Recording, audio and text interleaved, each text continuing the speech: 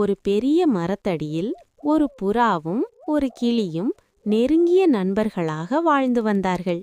தினமும் சேர்ந்து பறப்பார்கள், சேர்ந்து தானியங்கள் தேடுவார்கள், நம்ம நட்பு எப்பவும் மாறாதேன்னு சொல்லிக் கொள்வார்கள். ஒரு நாள் அதே மரத்தில கிடைத்த ஒரே பழத்துக்காக இருவருக்கும் சின்ன சண்டை. நான் முதலில் பார்த்தேன்னு கிளி சொன்னது. நான் முதலில் வந்தேன்னு புறா கோபப்பட்டது. சின்ன வார்த்தை பெரிய மன வருத்தமா மாறியது. நட்புத்துவம் மெதுவா எதிரியாக மாறிச்சு. நாட்கள் கடந்தன. இருவரும் தனித்தனியா இருந்தார்கள். ஆனா மனசுக்குள்ள நட்பின் நினைவுகள் மட்டும் மறையல. ஒரு நாள் புயல் வந்தப்போ இருவரும் ஒரே மரத்தில தான் அடைக்கலம் தேடினார்கள். அப்போதுதான் புரிந்தது, சண்டை விட நட்பு தான் பெரியது. பாடம் என்னன்னா, சின்ன ஈகோ நல்ல நட்பை உடைக்க விடக்கூடாது. சப்ஸ்கிரைப் பண்ணுங்க, லைக் பண்ணுங்க, ஷேர் பண்ணுங்க.